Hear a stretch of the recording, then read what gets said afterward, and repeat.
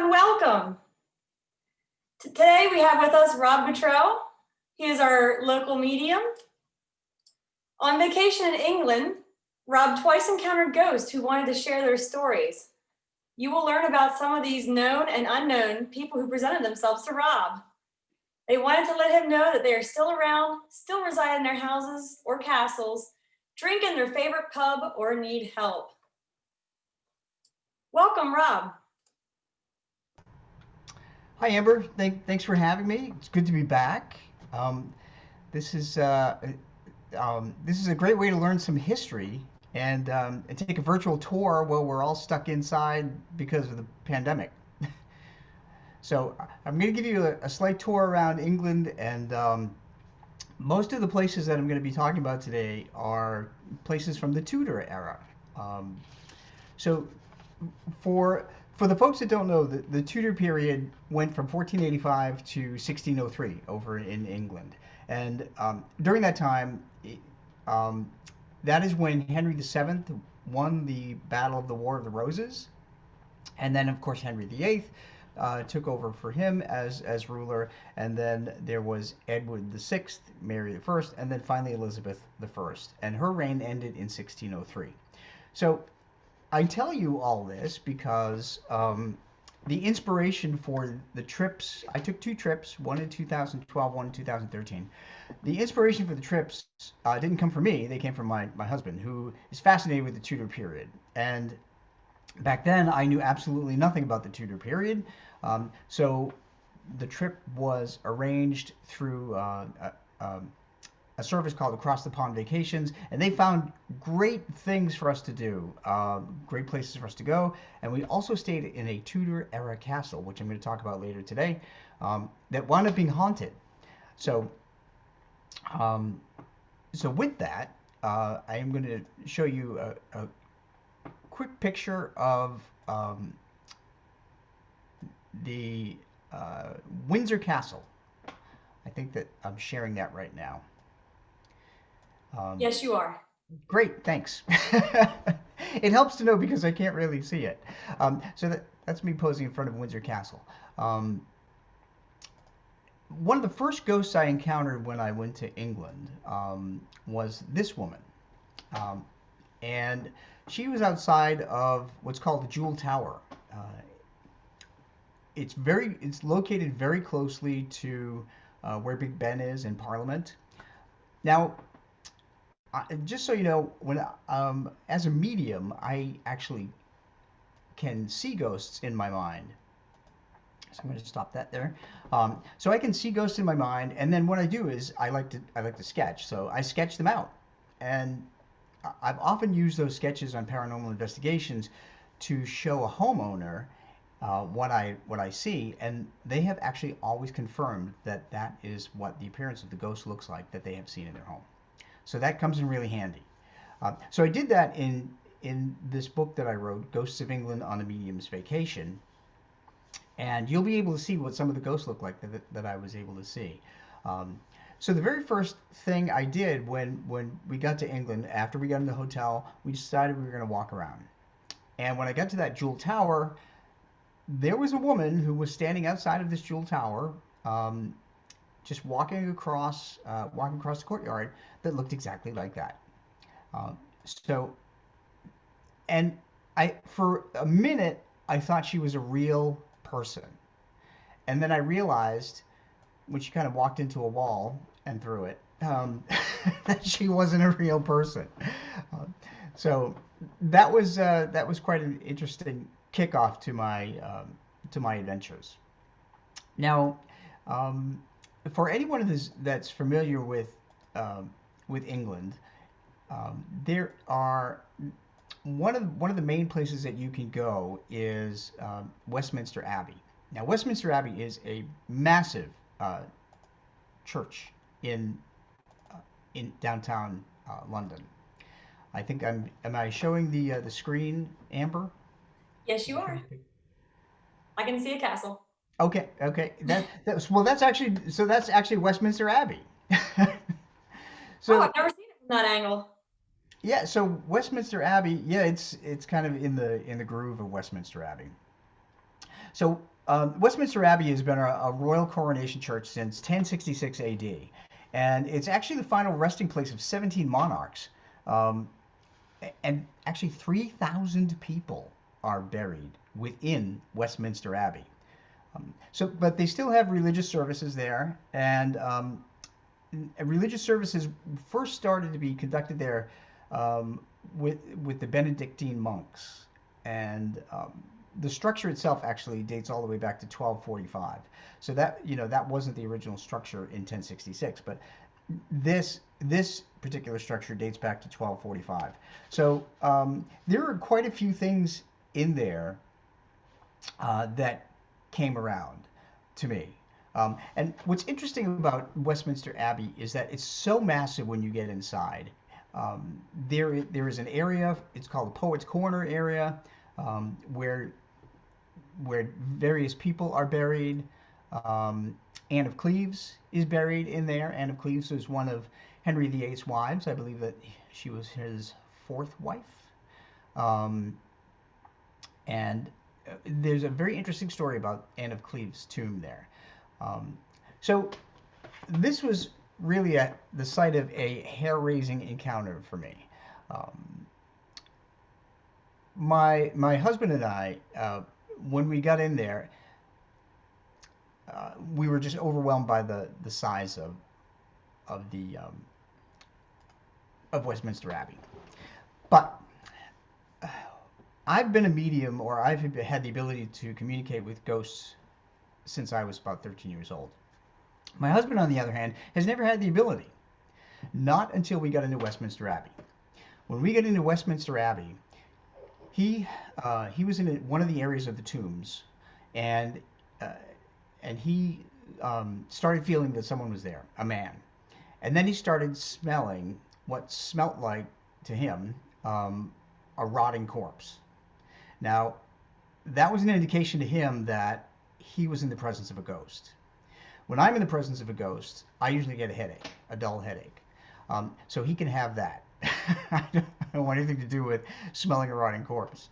But what was interesting is that after we walked away from that area, we walked over to this tomb where Anne of Cleves is buried. Now, she has a raised tomb that's off the ground. And we were both looking at it. We were both standing about 20 feet apart. And so we were about 20 feet apart. We were both looking in the same direction. And at the very same time, someone who was invisible pulled my hair on this side. He was over here. Someone invisible at the same time pulled his hair on the other side. So it was like someone had 20-foot long arms that reached out to both of us and actually pulled our hair at the very same time. That's pretty unnerving. When you're in a public place, there's absolutely nobody between you, and someone pulls your hair. And so we both turned to each other and we asked each other if you felt someone, touching you or pulling your hair, and we did. It was amazing. It was the same exact time. So that was in front of Anne of Cleves' tomb. So I have a feeling it was probably her. I'm going to share another picture right here with you of Poets' Corner. Can you see that, Amber? Yes, I can. Oh, excellent. All right. So, of course, there's so much elaborate work there in Poets' Corner. And I'm trying to remember the names of the people who are buried in there. But it's really worth visiting Westminster Abbey. Let me see. So Henry James is buried there. Lewis Carroll, who wrote Alice in Wonderland. Dylan Thomas, the famous poet. George Eliot, Alfred Lord Tennyson, Rudyard Kipling, and even Charles Dickens and Geoffrey Chaucer are buried in there. So when the pandemic is over, if you can get to Westminster Abbey, I would highly recommend going there. And maybe you'll run into the ghost of Anne of Cleves. There's always that possibility. So, So that, I mean, that really isn't a Tudor era building because it was built in 1245, but it's always been a big part of the Tudor era. So one of the other places that we did go to is called the Banqueting House. Now the Banqueting House is near 10 Downing Street. It's in Trafalgar Square, and it was originally a component of the Palace of Whitehall. Now Whitehall was one of the palaces, the Tudor era palaces that was around um, at the end of Henry VIII's reign in 1547. It actually was 23 acres. So it was the largest palace in all of Europe. Um, but that changed in 1619 when there was a massive fire and most of the palace was destroyed. Yeah. So, so one of the only things that was left there was the banqueting house. Now, um, the banqueting house, all of these different castles had what's called banqueting houses, and that's where they gathered uh, to have parties and host, with royalty and so forth. Here's a picture of the banqueting house from the outside, so you can get a feel for it. It's quite a large structure, and it's really beautiful. And it was actually re it was refurbished. The fire did damage part of that, I believe, but it was refurbished. So I'm going to take you into it.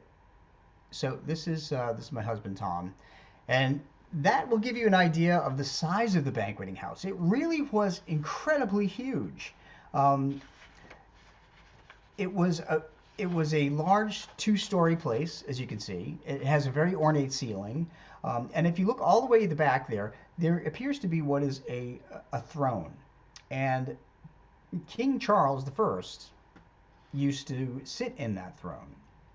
Um, and he was kind of a unique guy.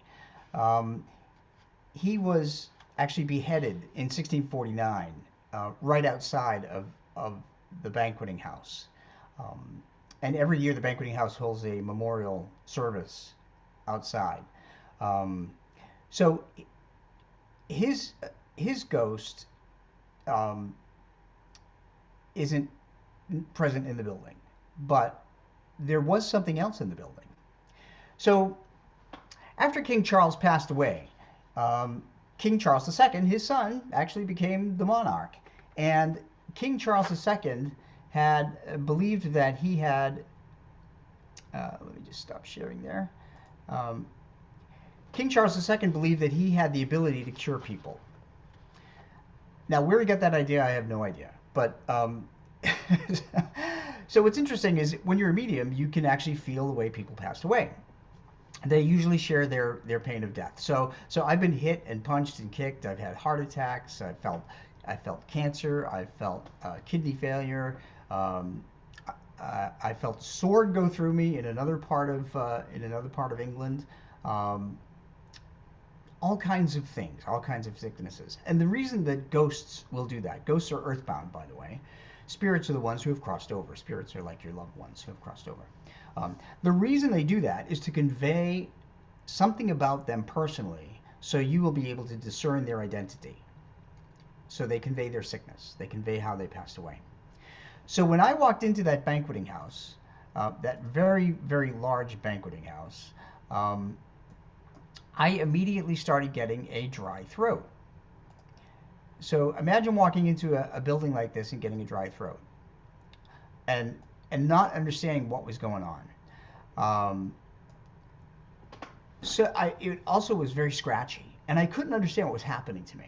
So, you know, I am actually a meteorologist during the day, so I looked to find out if there was poor ventilation, um, just trying to figure out a logical explanation for why I felt a dry throat. I couldn't. Um, when we got downstairs, there was actually off to the side, there was a video that explained the history of the place.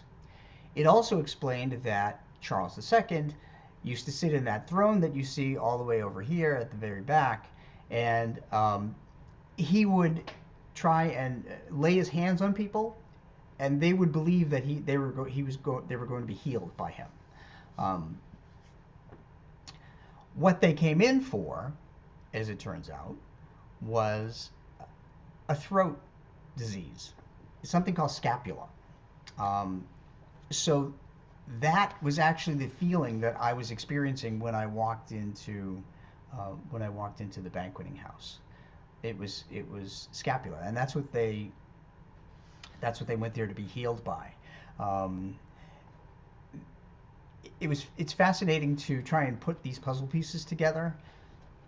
What that told me was there are a lot of ghosts that are still in the banqueting house that are still waiting to be healed today, um, some 400 years later, and they don't realize they're dead.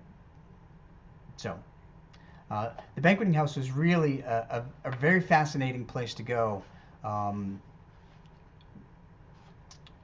but it's also very tragic too because there were a lot of ghosts that needed to cross over. So now I'm going to take you to Hampton Court Palace. Hampton Court Palace is about 40 miles southwest of London, and it was built by Cardinal Thomas Wolsey. Um, the Cardinal uh, actually was talked into gifting the palace to Henry VIII because Henry VIII loved it. And for anybody that knows anything about Henry VIII, whatever Henry wanted, Henry got. Um, and if you didn't give it to him, he would find a way to take it or execute you.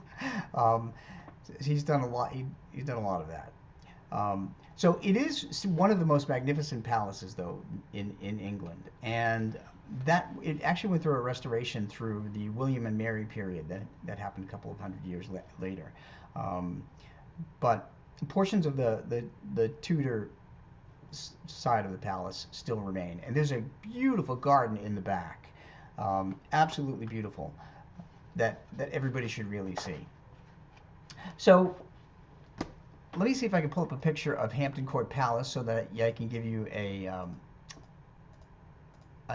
idea of what it looks like, because it really is grand. Um, let's see. All right. Bear with me. I am also learning share screen on Zoom, but it's better than looking at me. So here we go. I'm going to ask Amber if you can see that. Yes, it's gorgeous. Yeah. Okay. Um, it is pretty amazing. Um, so out front, by the way, I don't know if you can see my pointer here, but um, there are statues of all kinds of animals in the front, and just the ornamental things that frame this palace are just amazing. So let me go over here. Um, so when we walked in the palace, there were quite a number of things that were lingering there. What's interesting about Hampton Court Palace is that they acknowledge the fact that they have a number of ghosts there. So when you go into the gift shop, they will actually give you a leaflet, which I got at the very end just before I left because I didn't know about it. They will give you a leaflet. It's about 16 pages long, stapled together, and it contains the name, not the names, but it identifies different ghosts in different parts of the castle. Um, so one of them is actually a ghost cat. And what's interesting is that in one of the courtyards, this is the corner of one of the courtyards, I actually sensed a cat. And then after we left and I got the book, then I read that there was a ghost cat that's been seen over there in the corner. So that confirmed what I saw. Um, this is looking inside one of the rooms in Hampton Court Palace. I just wanted to show you this because this is actual artwork that still exists from the Tudor period. Um, you can see the Last Supper on the left hand side, and then you can see Christ on the right hand side. This was actually in the room that was known as Cardinal Wolsey's bedroom. Now, Cardinal Wolsey, as I mentioned, was the person that actually had Hampton Court Palace built. He owned it. He was a very, very wealthy man. And look at the gold up on the top of the on top of the ceiling. Um, just amazing, amazing work in there. This is one of the outsides of the courtyard, of one of the courtyards. Now, as a medium, um, I mentioned that I feel pain of death sometimes. So, when you're walking through a courtyard, you certainly don't expect to feel anything bad. I mean, you're in a beautiful uh, part of a building, and it's grass and it's enclosed by the castle and so forth. But what I did feel was something that hit my shoulder, and as I was actually just walking through this courtyard, and suddenly something struck my shoulder very, very hard, and it brought me to my knees. As it turned out, it was the ghost of a worker who was killed by a falling boulder when he was working on the palace. So someone raised their hand. Carolyn, Amber, do you need to call Um, her in?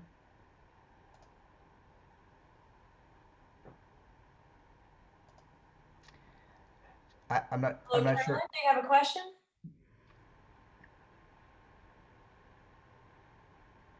Carolyn, you're on. Do you have a question?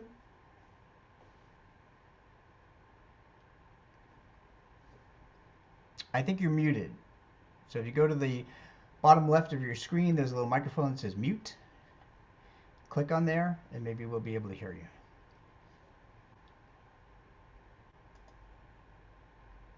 Oh, here I see in the question. She says she cannot hear you. She can't hear me. Yeah, maybe turn your volume up. I can hear you fine, but Okay. Not exactly sure how to turn my volume up. Well, I'll sit closer. that works. Yeah, I think that actually the volume is all the way up. Um, Other people are saying they can hear you fine, so I'd say continue. Carolyn, see if you can turn up your volume. okay. All right, I will continue. Continue. All right, very good. As I mentioned, it's very interesting to walk around, especially when you're medium and you can sense these things. So this is a look at the opening of the um, an opening that goes between some of the courtyards, and if it, it's really amazing to look at the brickwork in there. Um, what's interesting about this particular passageway, though, is that there was a guard. There was a royal guard who was there, who was dead, who continued to walk around. And again, I I thought that he was actually there, and that it takes me a minute to realize that they're really not they're not alive. Um, Especially because all they're doing is they're walking back and forth. So, um, so now I'm going to take you inside the palace, and the most haunted space in Hampton Court Palace is supposedly known as the Haunted Gallery. Now, again, I knew absolutely nothing about that. This is a look at the Haunted Gallery.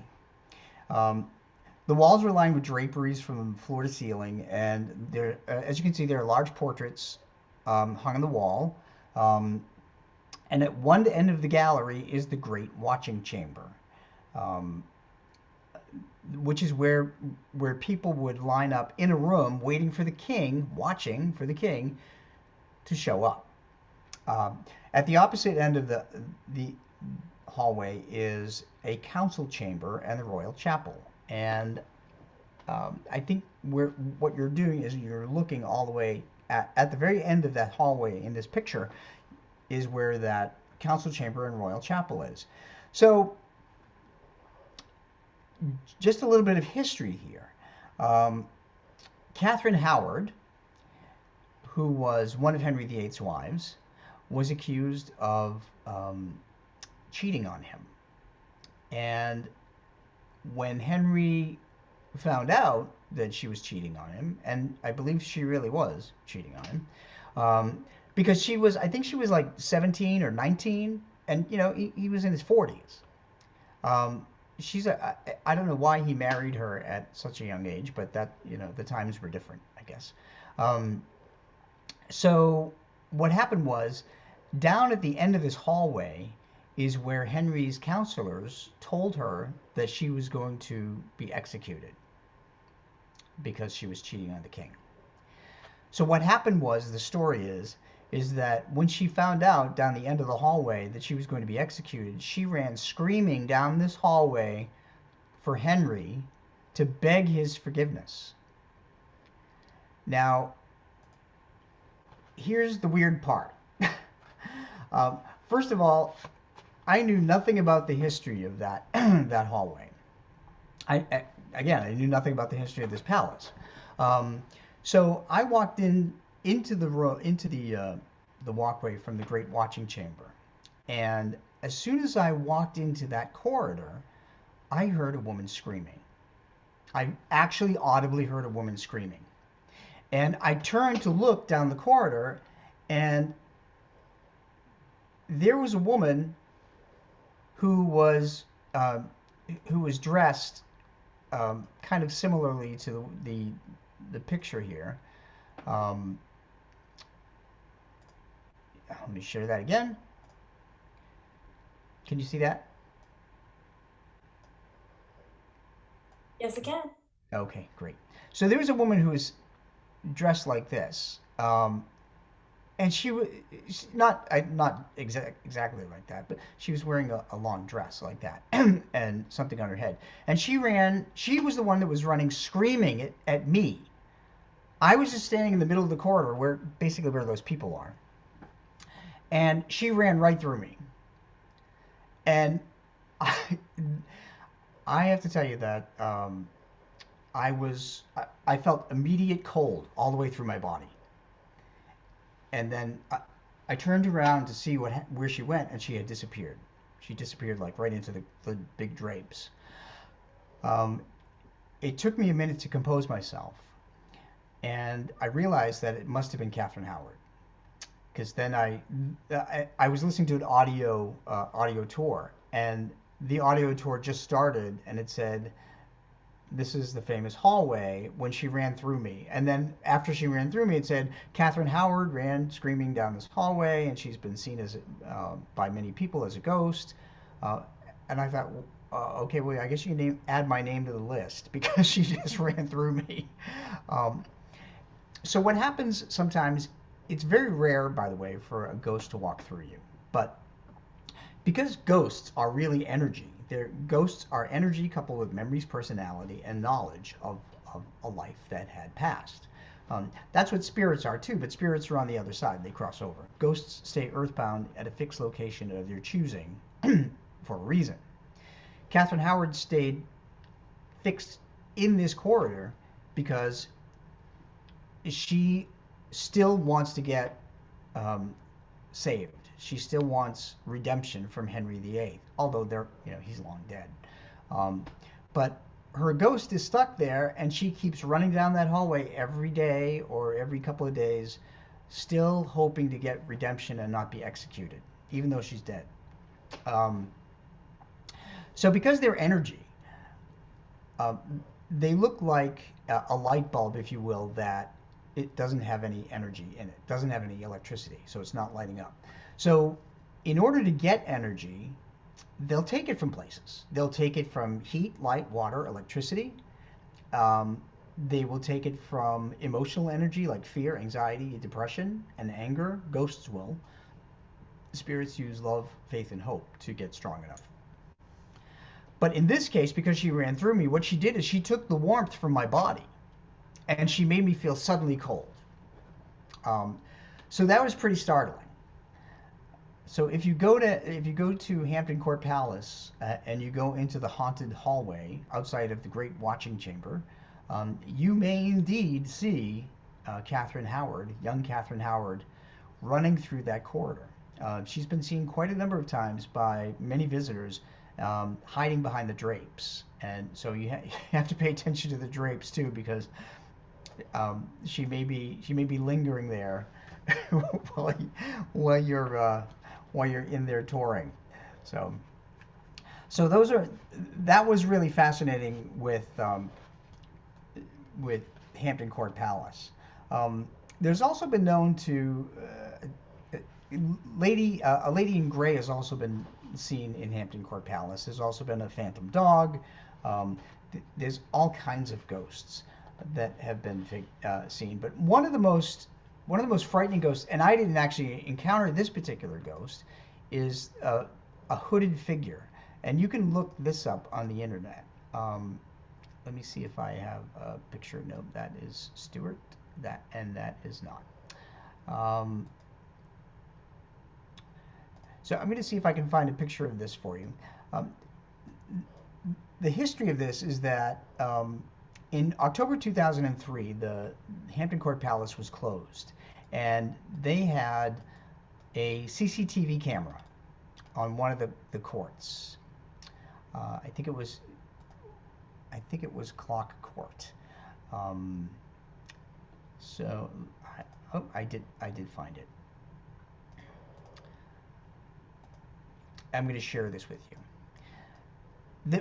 They couldn't understand what was actually happening, what they were actually looking at, because television security cameras captured a picture of doors being flown open and a skeletal-like figure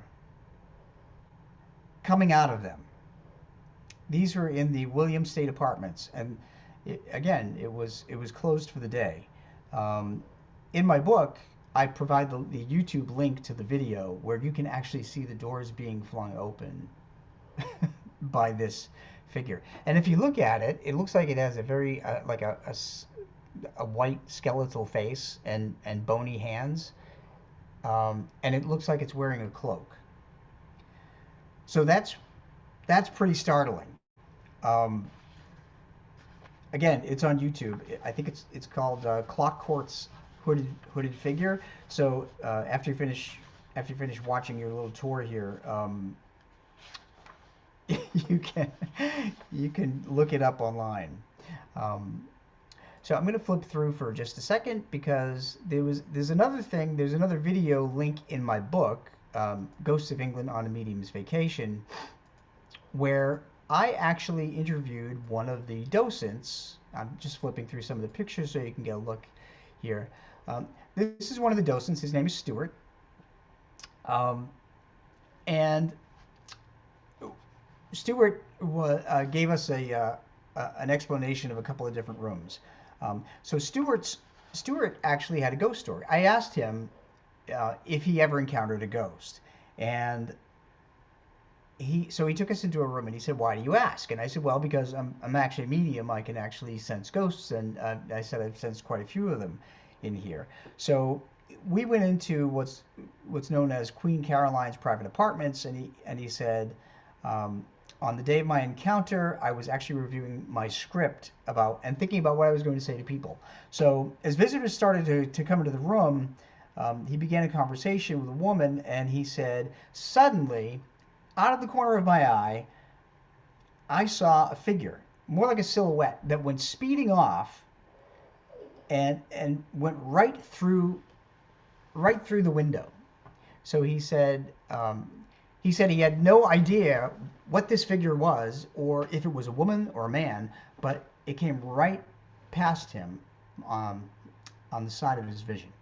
So there are quite a number of experiences that happen in Hampton Court Palace every single day. And they can happen in daytime, by the way. That's that's one of the interesting things about ghosts is that they're around 24/7. If they choose to stay at a fixed location, they are there all the time.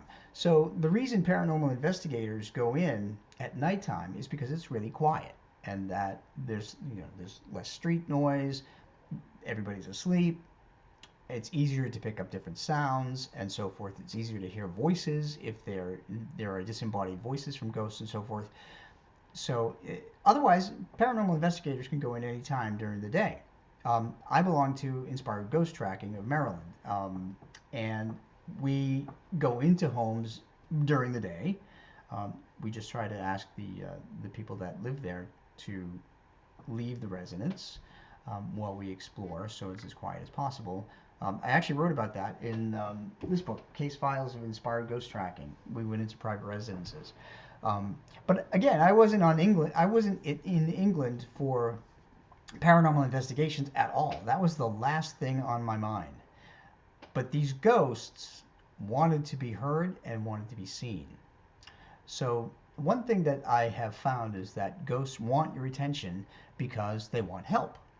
And the reason they want help often is because they realize they've been trapped there for a long time, decades, even centuries in this case, and they want help crossing over because they cannot find peace as an earthbound ghost. They can only find peace if they cross over. So that's why we do what we do. So that was Stuart's experience.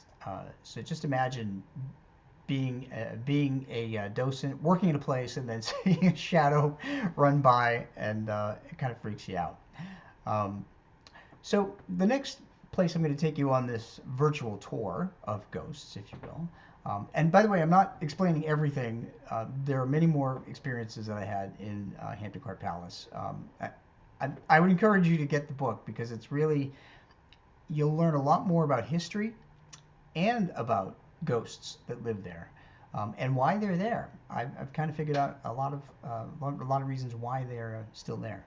So the next stop on our virtual tour is going to be the Tower of London. So I'm going to share a picture of a gate that goes to the River Thames, where they would bring in prisoners off the river. And again, Amber, I'm going to ask if you can see that. Yes, I can see that. Okay, very good. Thank you. It, um, it's so important for me to ask about technology because you never know what's going to show and what's not going to show. So, for those folks who don't know what the Tower of London is, and I'm going to leave this up so you can just take a look at it. If you look all the way in the back, there you'll see a rounded gate. I think maybe you can see my cursor. This other gate, this gate underneath, goes directly into the River Thames. So, so just a little bit of history about the Tower of London, because this is both about history and about ghosts. The Tower of London was actually a castle that was built in 1066. It was constructed by William the Conqueror, and it's actually best known as a prison because it was also used as a prison to house different prisoners. The castle is made up of a lot of buildings, and it's surrounded by a double wall and a moat. So they actually had to in order for visitors to come into the castle, they actually had to put down this massive wooden drawbridge, and that's where all the visitors are able to walk into the castle, and it goes over an actual moat. By the way, at one point in time, I remember them saying that the Tower of London was actually a zoo, where they brought in zoo animals, and they had zoo animals living in the moat.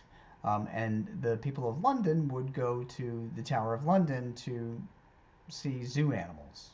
I don't think that lasted very long, but I just thought that was really odd that they found another purpose for it.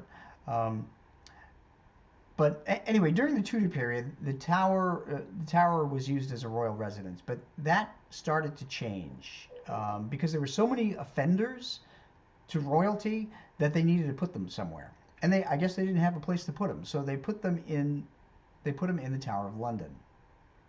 Um, what's interesting about the Tower of London is it is extremely haunted.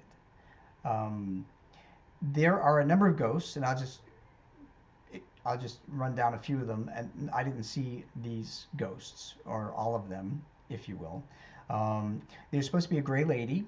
There's a man wearing 15th century clothing. There's another woman in white that walks around. Guy Fawkes was actually a prisoner in the Tower of London. You may remember Guy Fawkes tried to blow up Parliament. Um, if anybody has not seen the movie V is for Vendetta, I would recommend seeing that sci-fi movie because the character gets his inspiration from Guy Fawkes in a futuristic society. Um, so I actually and people have reported audible screams coming from the area, the room that Guy Fawkes was held. So I'm not sure what they did to him, but I'm sure it wasn't good. Um, there was also supposed to be a male ghost in Bell Tower and ghostly knights walking around. And I did see a ghostly knight walking around, and I thought it was some, I thought it was a play actor. Um, so let me go on to the next slide, so you don't have to keep looking at that particular slide. This is this is one of the rooms within the Tower of London, and uh, uh, I believe Sir Walter Raleigh was actually also imprisoned in the Tower of London, and he had, I think this was his room. He lived pretty decently for a prisoner, um, and I think he was imprisoned a couple of times. He got in, he got out, he got in, he got out. Um, uh, so, and near this room, that's actually a different building. That is not part of the tower. So near this room, there's a stairway, and one of the legends about the Tower of London is that um, one of the uh, one of the people that wanted to rule England um, abducted two princes who were I think they were twins um, and murdered them, and they're supposed to be buried under a stairway in the Tower of London. And both of these boys are reputed to walk around in the Tower of London. Um, so I didn't encounter either one of those though.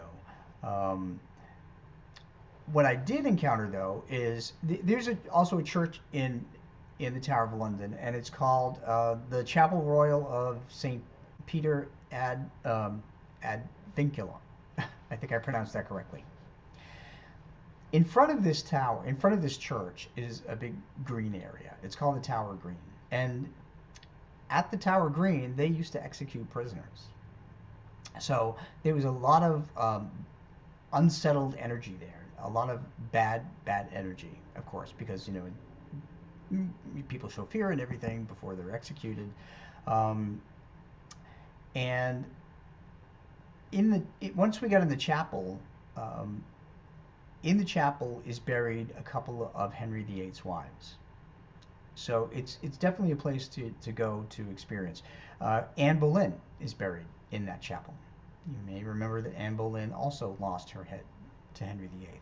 Catherine Howard, the young queen that I just talked about, the Screaming Queen in Hampton Court Palace, she's also buried there in the Chapel Royal. Um, Lady Jane Grey, who was, I think she was queen for 9 days. Um, she's buried in there too, as well as her husband. Um, George Boleyn too is also buried in there. Now, George Boleyn is someone that I did run into, but not here. George Boleyn is the brother of Anne Boleyn. I'll talk about him in a little bit. I'll try and wrap up with him. So anyway, before I was taking a tour of the chapel, I didn't have any pre-existing knowledge of that chapel. I didn't know who was buried in there. I didn't know what happened in there. But I went in there and I felt we sat in the pew and uh, the tour guide was just telling us about the chapel, how it was built, and all that. And uh, I felt a great sadness. Um, I was really I was really depressed and I was anxious. And so then I realized that I was getting these feelings from a woman who had passed. And it was a woman who was executed on the green. It turned out to be Anne Boleyn. So Anne Boleyn is still walking around the green, and she's walking in and out of the church as well. So if you go there, um, because there are so many people that were executed there, even if you're not sensitive, you may feel a very heavy feeling when you go into that particular church. And that's the reason why, is that there are a number of earthbound ghosts that are still in there. Now, we came out of that church and we we walked to the green. By the way, um, on the Tower Green, by the way, they keep ravens, and there's a mythology that says that when the last raven leaves, the monarchy of England will fall. So they raise ravens there in the Tower of London. There were seven uh, up till last year. One of the ravens passed away. So there are still six. So of course, one of the ravens passed away. Everybody started panicking that the monarchy is going to fall. But hey, it's okay. There's six other ones, so you don't have to worry about it. And they continue to raise more ravens. So, but it's fascinating though, because they have a birder that comes with a raven, and he'll have the raven sit on his wrist, and he'll talk about the ravens and the whole the mythology behind it, or the whole story behind it. So I mentioned before that when you're a medium, you don't know sometimes if somebody's actually alive or if they're dead. And that's the tricky part, because sometimes I'll ask somebody for something, or I'll say hello to somebody and they won't acknowledge me, and then I'll realize that they're not really there. And that happened when we were crossing over to through into the Tower of London. There was a guard, somebody decked like a guard in the 1500s. And I turned to my husband. I said, "Look, wow, look! They must be doing a reenactment or something, because there's a guard dressed up in 1500s gear." And he looked at me and he said, "There's nobody there." Thought, oh, and I looked again, and there was nobody there. So, so you never know, what you're going to encounter. Um, by the way, I want to touch on uh, an interesting part of the paranormal, and that is a portal. Um, this chapter, by the way, on the Tower of London is very long, so there's plenty of ghosts, and you can read all about them. But a portal is actually an energy doorway, and it's an energy doorway that ghosts use in order to go from one place to another in the same location. So on paranormal investigations, I have run into a portal before. In one historic mansion in Maryland, there's a portal inside the house, and the other end of the portal, the opening rather, is in the cemetery. And you can read about that in my Case Files of Inspired Ghost Tracking book. We went to a Maryland mansion. And the reason the ghosts developed the portal is because normally they can't leave the place of their choosing, um, but they have the ability to open a portal if they want that goes a short distance. Now, that particular portal went, as I said, from the house to the cemetery, and the reason was because the ghosts that dwell in the house wanted to visit their loved ones who are buried in the cemetery. The ghosts in the house knew they were dead, um, and they couldn't get to see their loved ones because their loved ones had crossed over. So they created a portal. So in the Tower of London, we got a very shocking revelation. there's a number of different towers. Although it's called the Tower of London, there's actually a number of different towers. There's the White Tower, there's the Salt Tower. I think there are like 6 of them total. So we walked into this tower, which is a very small room. It's about the size of, it's less than the size of an average living room, I guess. Probably half the size of an average living room. And they had prisoners that would stay in there. In fact, there was prisoners who would scratch and write graffiti on the wall and mark the dates and write their names and stuff like that. And you can see that in there. The tower was only lit by a small light bulb. When we opened the door to the tower, we walked in and it felt like the whole room was shaking. Like the doorway was shaking. It was vibrating and we could actually hear it humming. And we were astounded. We thought, what in the world was that? So let me show you what the Salt Tower kind of looks like. This is a graphic about prisoners in the Salt Tower. One of the prisoners there was John Balliol, King of Scots, in 1296 to 1299. So about the doorway. So when we walked through, as soon as we walked into the tower, the vibrating stopped. It must have lasted, I don't know, 10 seconds or 15 seconds. And then it stopped. And what I realized was that it was a portal. It was a doorway so that the ghost that was inhabiting the Salt Tower could leave the Salt Tower and go to another part of the Tower of London. So, and I believe that Lady Jane Grey is also actually seen outside of the Salt Tower, walking around on the walkway there. So it may be her, or it may be this gentleman, John Balliol, King of Scots. I'm not sure who it could be because they actually left. They actually left the tower before I got in it. Let me just show you another quick picture of this. Is actually what inside the tower, the Salt Tower, looks like. So that's all that's in there. That is all that's in there. And there was absolutely nothing to account for humming. So we had to, oops. All right. So we had to try and figure out exactly what was going on in there. And it turned out that that's what it was.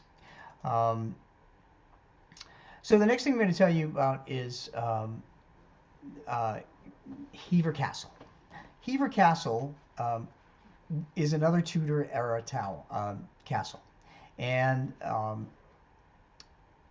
Hever Castle, we went up there, and I didn't know anything about Hever Castle. All I knew was that it was a Tudor era castle, and that there was some importance to it. So the minute it of course also had a huge drawbridge, and you had to walk over this massive drawbridge to get in, and so forth. And as soon as we got in there, I distinctly heard a man say to me, "My name is George." And I thought, okay, what? I don't know who you are, and why are you telling me this? So I'm trying to see if I can find a picture of Hever Castle for you so that you can actually see what it looks like. I can't seem to bring up a picture. Oh, yes, here it is. So bear with me just a moment, and I'm going to share a picture of Hever Castle with you. You'll see how massive this place is. All right. Can you see that, Amber? Yes, I can. It's gorgeous. Yeah, the grounds are absolutely stunning. So last time I accidentally hit something, and I turned the pictures off. So this is that was the entryway right there. They had to raise the gate, and then they had a wooden walkway that you walked in. This is a quick look at some of the gardens behind there, by the way. It's an amazing place. Um, Absolutely beautiful, and they maintain it so well. So when I walked in there, I didn't know who George was, and I turned to my husband, who's a tutor tutor file, if you will, or kind of an amateur historian on the Tudors, and I said to him, "There's somebody here named George," and I said, "Who could that be?" So I sketched him, and it turned out it's George Boleyn, Anne Boleyn's brother. And I said to Tom, my husband, I said, "Why would George Boleyn be in here?" And he said, "Well, this is the family home of the Boleyns."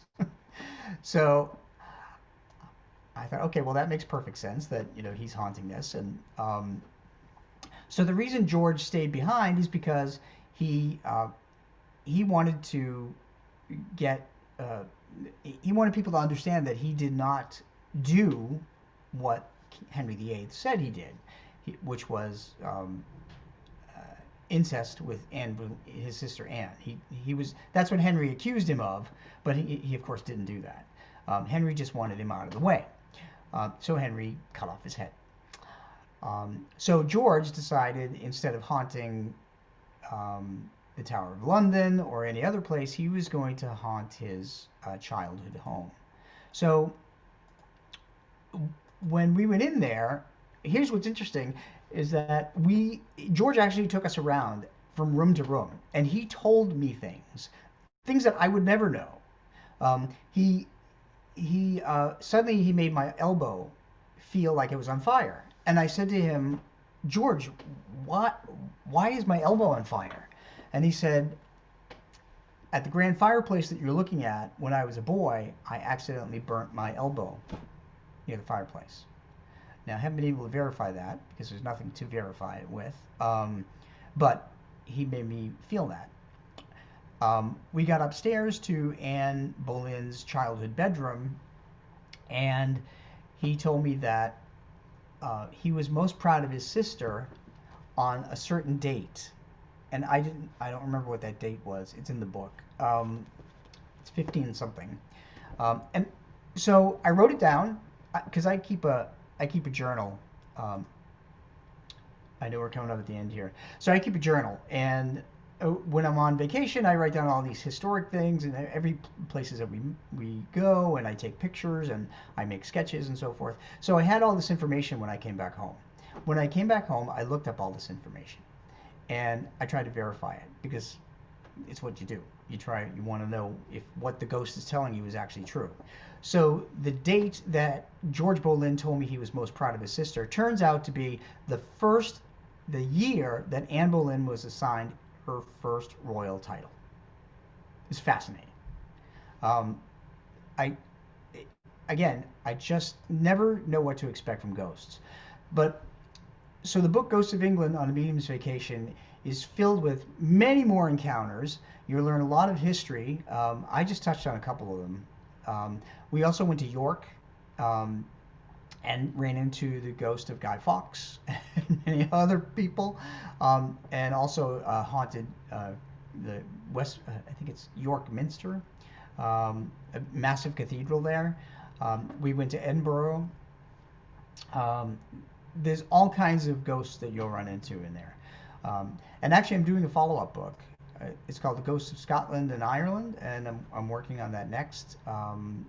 But if you want to learn some history and you want to learn about some ghosts in England, and then make a trip planned, I urge you to check out Ghosts of England on a Medium's Vacation, because it was not only an entertaining trip for me, uh, history wise, but also ghost wise, and I'm gonna just share this.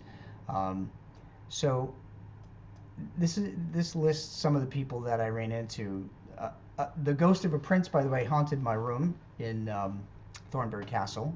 There was noblemen. There was uh, all kinds of people. And by the way, a friend of mine in spirit showed up and saved myself and my husband when we got lost in a rural part of England when our GPS went haywire. So that story's in there as well. So it's not only earthbound ghosts that we met, it's also spirits that we got a help from a spirit.